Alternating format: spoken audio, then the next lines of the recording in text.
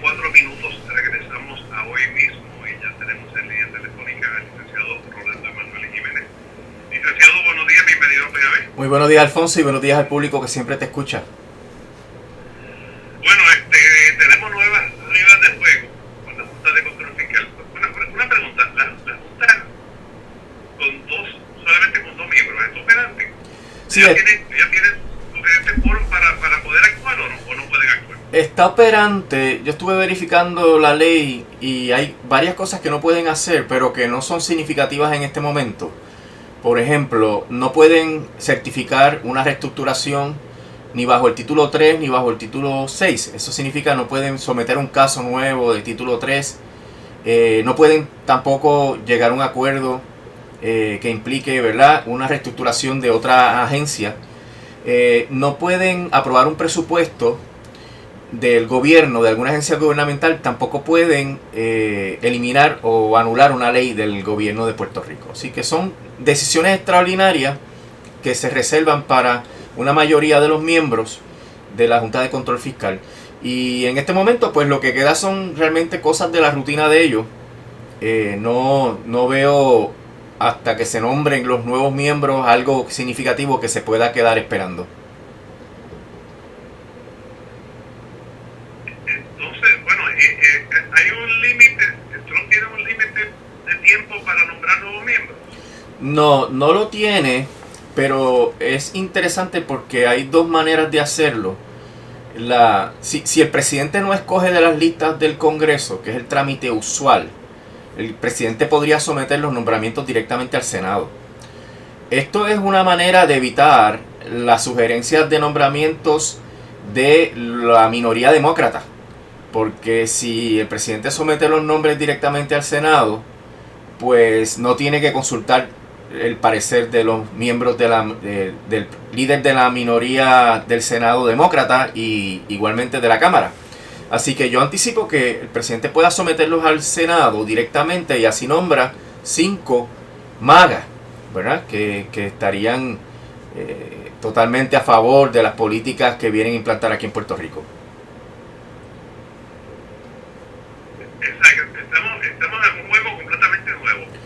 Sí, en el sentido de que el balance que creó la ley, de que los miembros de la Junta sean escogidos por el consenso, ¿verdad?, de que establece la ley, que le da oportunidad a nombrar a los demócratas y a los republicanos sin importar que estén en mayoría o minoría. Y eso pues el presidente podría aprovecharlo. Con lo sectario que es el presidente, Alfonso, yo no dudo que él escoja eso. Me sorprendería que le permitiera a los demócratas el que sugieran nombres para él nombrar. Yo tampoco descarto que esto esté al garete y que esto haya sido otro acto impulsivo del presidente sin haberse preparado para escoger nombres. Estas personas tienen que someter un papeleo, ¿verdad? Una información que a veces toma tiempo someterse. Algunos puede ser que no estén listos para someterlo inmediatamente. Y el hecho es que si Trump actúa como es regular en él por capricho, puede ser que no haya personas todavía que hayan sido consideradas, analizadas, porque acuérdate que está el vetting process, ¿verdad?, que el presidente o quien sea en que él delegue, que hace un análisis si los candidatos satisfacen los requisitos mínimos de la ley y no representan un riesgo político para el presidente. Así que ese trabajo hay que hacerlo, pero no me sorprendería que eso o no se haya hecho o esté a mitad, por la naturaleza del presidente, por ser tan impulsivo y todo esto que nos ha demostrado en estos meses que lleva en la presidencia. La gobernadora no sabía de esto, ¿no? De hecho, yo creo que ella lo admitió públicamente, ¿no?, de que ella se enteró como lo enteramos ellos. Sí, así mismo, no sabía, lo cual agudiza lo que hemos planteado aquí, que no hay línea de comunicación entre el gobierno de Puerto Rico, el gobierno colonial, y el gobierno federal, el gobierno del presidente Trump. Sí, porque ya no es el gobierno de Estados Unidos ni el gobierno federal, es el gobierno del presidente Trump, a la luz de lo que él quiere hacer. Y eso pues implica que no hay ningún canal de comunicación.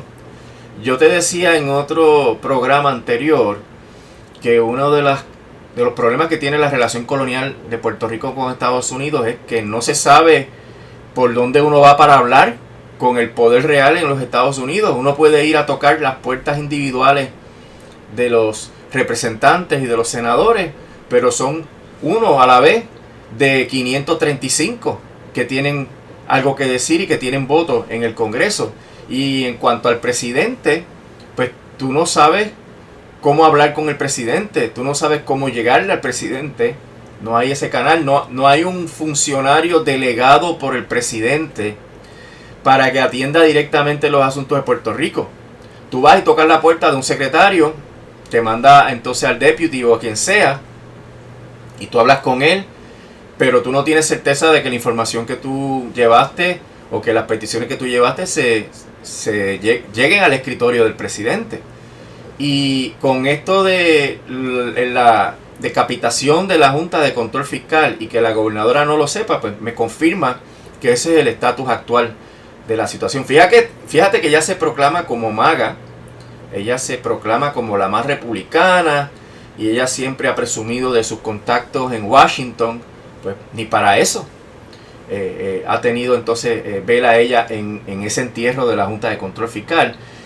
Lo que augura obviamente, por ejemplo, que podría ser que el presidente Trump nombre a todos los miembros nuevos que sean blancos, protestantes, WASP, ¿verdad? Y que no haya ningún tipo de vinculación con nuestra raza y con nuestra cultura, y que sea gente meramente que vienen a ejecutar, a jalar el gatillo en todo este proceso sin ningún tipo de consideración. Y eso es lo que yo anticipo, Alfonso. Si el presidente decide que él va a hacer un 5 nombramientos y lo envía al Senado y el Senado se lo aprueba, pues todavía tiene la mayoría, ¿eso se puede impugnarle en los tribunales? No, porque lo dispone la ley. Eso es el trámite constitucional. ¿Tú te acuerdas del caso de Lutier, que llegó al Tribunal Supremo Federal? El planteamiento era que en la medida en que la ley le daba un bypass, ¿verdad?, pasaba por al lado y no cumplía con el trámite de la cláusula de los nombramientos, el Appointments Clause, que requiere que los oficiales federales se sometan al consejo y consentimiento del Senado, pues el Tribunal Supremo se zapateó de eso, diciendo que la Junta es parte del gobierno territorial y que por tanto no son oficiales federales. Y si no son oficiales federales, no tienen que ir al consejo y consentimiento del Senado.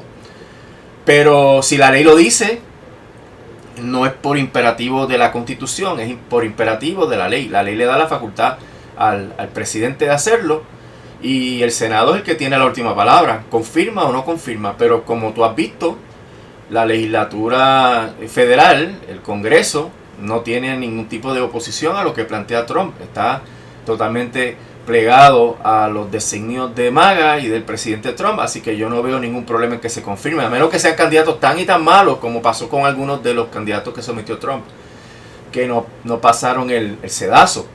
Pero si Trump pudo nombrar a la Bondi, a Marco Rubio, a Kennedy y a toda esa gente que tiene tantos problemas y tantos conflictos de intereses, y el Senado los confirmó, pues yo no anticipo que para estos funcionarios territoriales vaya a haber algún tipo de objeción tan importante como para que el Senado haga el esfuerzo de derrotar a uno de esos nombramientos del presidente.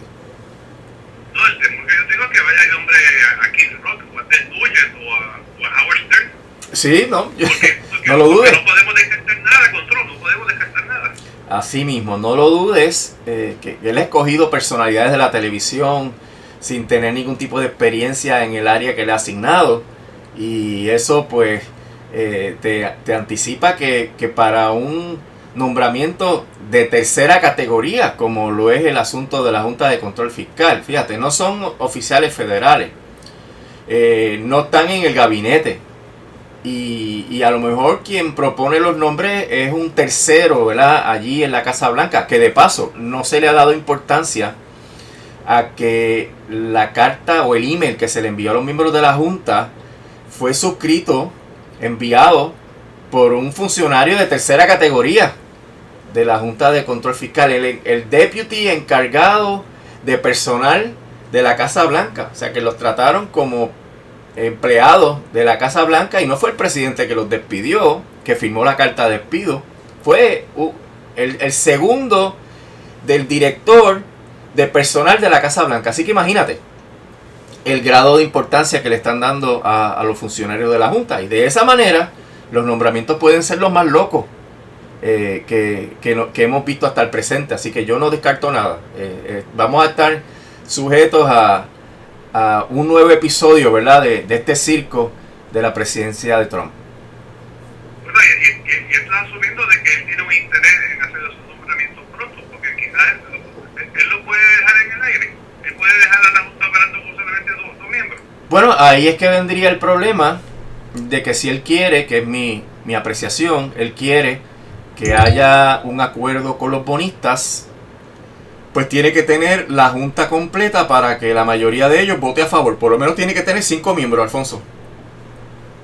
Tiene que nombrar, tiene 2 ya, tiene que nombrar 3, y con 3 más ya constituye la Junta, y son 7, pues tiene que tener 5 votos, y ahí pueden finiquitar cualquier acuerdo y cualquier trámite que le quede pendiente a la Junta de Control Fiscal. Y ese acuerdo probablemente va a ser el pago de los 12 billones, ¿no?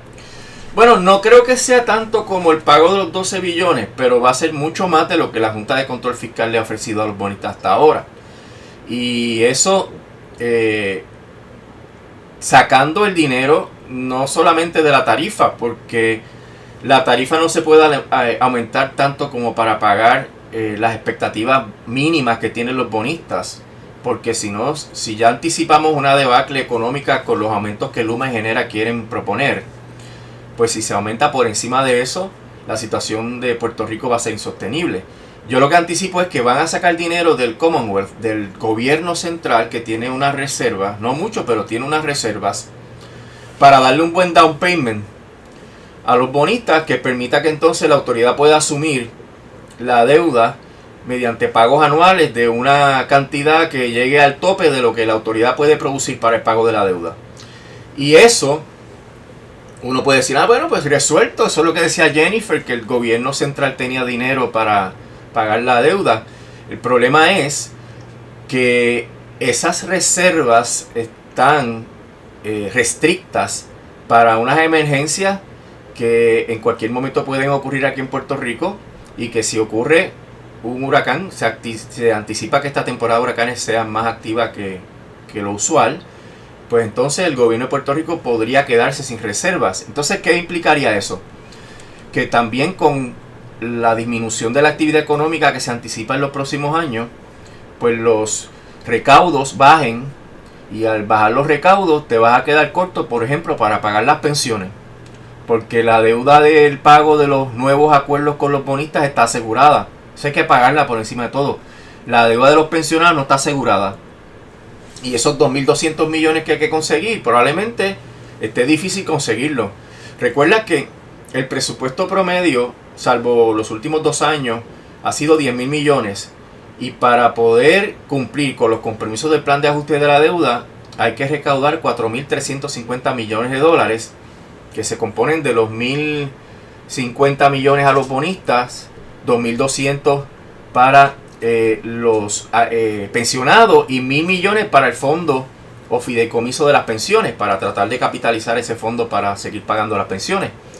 Y bajo esa circunstancia, el monto de la deuda que hay que pagar anualmente es bien alto.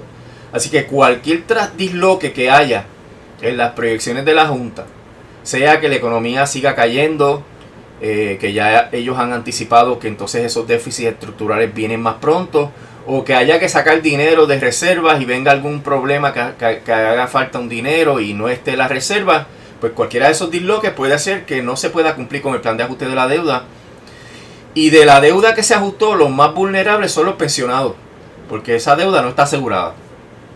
Y eso pues nos obligaría a radicar otra quiebra, Alfonso. Así que el hecho de que el gobierno central no pueda aportar algún dinero para resolver el caso de la Autoridad de Energía Eléctrica no es un salvavidas. No es un cambio insignificante o inofensivo de política. Tiene unas consecuencias. Y esas consecuencias van a ser austeridad mayor, porque si hay que sacar dinero y hay que recobrar las reservas, volver a llenar esas cuentas para tener algún dinero, pues eso lo van a sacar del presupuesto. Aún con 13 mil millones de dólares, que es el presupuesto más alto que se ha aprobado en la historia de Puerto Rico, tú ves todos los días una noticia de que hace falta chavos para esto, de que no se puede completar este trámite o este proyecto porque no hay dinero, empleados o contratistas esenciales, por ejemplo el Departamento de Educación, que no se le está pagando, el tiempo que le toma al gobierno pagar a los suplidores sigue aumentando. O sea, la situación está siempre en precario. Cualquier decisión que ponga eso más en riesgo o agudice esa crisis de flujo de efectivo va a hacer tambalear el Estado Libre Asociado, el gobierno central, la finanza, y podría hacer tambalear el plan de ajuste de la deuda. Entonces, ¿cuál es el avance, verdad? Así que si nosotros siempre hemos dicho que el ajuste que se hizo a la deuda del gobierno central fue insuficiente, porque el servicio a la deuda es tan alto como el año más alto que se esperaba antes del ajuste de la deuda, o sea, antes de promesa, el año más alto que se esperaba pagar era 4.100 millones de dólares. Y ahora tiene que estar pagando 4.350 millones por los próximos 10 años. O sea que no hubo avance, ¿no? Y dentro de esas circunstancias la situación sería bien precaria si esta nueva junta decide, vamos a sacar de aquí para darle, ellos piden 6.500 millones de dólares, pues vamos a darle 3.500 ahora y los otros 3.000 millones los pagamos en 35 años. Pues un problema para Puerto Rico, perder esas reservas y aumentar la tarifa para pagar 3.500 millones de dólares. Además de lo que Luma Genera están pidiendo, eso es lo importante. Luma Genera están pidiendo unos aumentos que todavía no se han materializado. Los primeros empiezan en septiembre, pero el año que viene vienen ya a finales. Y eso pone más en precario la situación económica, que aquí hemos discutido, que un aumento de la tarifa sirve como un peso que hace arrastrar los pies a la economía y le impide crecer.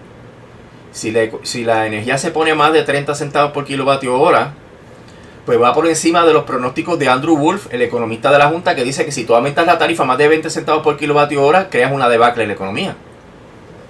Alameda y otros de Puerto Rico dicen que ese número son 16 centavos por kilovatio hora. Así que estaríamos muy por encima de lo que es saludable para la economía, de lo que es saludable para los hogares puertorriqueños, que según la propia Junta es que no gasten más del 6% de su presupuesto familiar en energía. Y eso ya hace rato que se ha pasado. Así que la situación es muy delicada, porque si esa gente viene a regalarle a los bonistas el dinero que no es de ellos, que es de nosotros, pues entonces la economía podría deteriorarse más rápidamente. Ahora, queda un filtro adicional, Alfonso, que es el filtro de la jueza Taylor Swain. Porque el Nuevo Día sugería la semana pasada que ella era lo último que le quedaba al pueblo de Puerto Rico. Sí, en la medida, y esto es bien importante, el plan tiene que ser viable, feasible. Y esa viabilidad requiere que se pueda pagar. Y para que se pueda pagar no puede ser demasiado alta la tarifa. Porque los expertos dicen, los propios expertos de la Junta, de AFAF, los expertos de los opositores, dicen que tú aumentas la tarifa, vas a hacer que la demanda se contraiga, la gente se mueva a energías renovables, la gente emigre y no vas a tener demanda para la cantidad de energía que tú puedes vender, y al bajarte los ingresos no vas a poder pagar la deuda. Y si no puedes pagar la deuda, vuelves a caer en quiebra. Y eso es un riesgo de un acuerdo dramáticamente favorable a los bonistas, y la jueza podría ser la que diga, lo siento, pero eso no vuela. No hay manera de aprobar eso, porque a los 2 años esta autoridad de energía eléctrica va a estar aquí otra vez. Y la jueza no quiere eso. La jueza no quiere estar 10 años más en la quiebra de la autoridad de energía eléctrica. Y eso pues es tal vez la última oportunidad que tendría el pueblo de Puerto Rico de oponerse a que una junta maga haga una debacle haciéndole un regalo a los bonistas que nosotros no podamos pagar, porque a la larga quienes pagan todo eso somos nosotros. Pero podemos contar con la jueza. Aquí en un momento dado había mucha expectativa de que quizás ella iba a simpatizar con el pueblo de Puerto Rico, pero los acciones no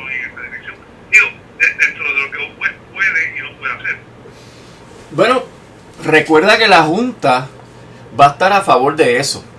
Y la jueza le ha dado a la Junta el 99.9 de las cosas que la Junta pidió. Así que ahí la historia ha sido que la jueza ha puesto en marcha las políticas de la Junta en el caso de título 3. Si hay una Junta que tiene otras políticas, pues es anticipable que ese sesgo tenga una importancia, pero yo sé que la jueza conoce el tema de la viabilidad. Va a depender de la postura que asume el gobierno, que asuma AFAF, para contratar los expertos necesarios con las credenciales extraordinarias que se requieren para que la jueza tenga que meter la emergencia y pegar el freno y no confirmar el plan. Pero tú no puedes anticipar que Domenech y la gobernadora Jennifer González le quieran hacer oposición a la Junta de Control Fiscal, porque la postura de ellos ha sido aliarse con la Junta de Control Fiscal, someterse a todo. La postura del gobierno ha sido una postura de sumisión. Así que ellos podrían tener la oportunidad de parar un plan de ajuste de la deuda que sea un desastre para Puerto Rico, pero yo no te puedo decir en este momento que ellos tengan la voluntad de hacerlo. Así que estamos ante esa incertidumbre. La jueza tiene herramientas jurídicas, pero hay que presentarle el caso, Alfonso. Y el caso se presenta con expertos que tengan las credenciales similares o mejores que los expertos que va a presentar el equipo de los bonistas y de las aseguradoras disidentes que están empujando el que se le pague el máximo. Así que... ¿Y eso le toca al gobierno de Puerto Rico? Le toca a FAF, correcto. Porque la Junta no lo va a hacer. La Junta va a proponer que se confirme. Y van a llevar unos expertos diciendo, no, esto es viable. Y los bonistas también. Los grupos opositores de la sociedad civil, pues podrían aportar a eso. Pero no es lo mismo tú llevar unos expertos que te cobran cientos de miles de pesos mensuales o millones de pesos en el proceso de confirmación y que tiene las credenciales más grandes, que eso lo puede pagar el gobierno, que llevar expertos, ¿verdad?, locales. Desafortunadamente hay que decirlo, así que funcionan los tribunales de Estados Unidos, donde muchas veces el que más puede pagar es el que logra los mejores recursos y el que logra que la justicia se incline a favor de ellos. Así que si AFAF no hace ese trabajo, pues sí se hará por otros sectores, pero no con el mismo peso y categoría. Esa es una realidad.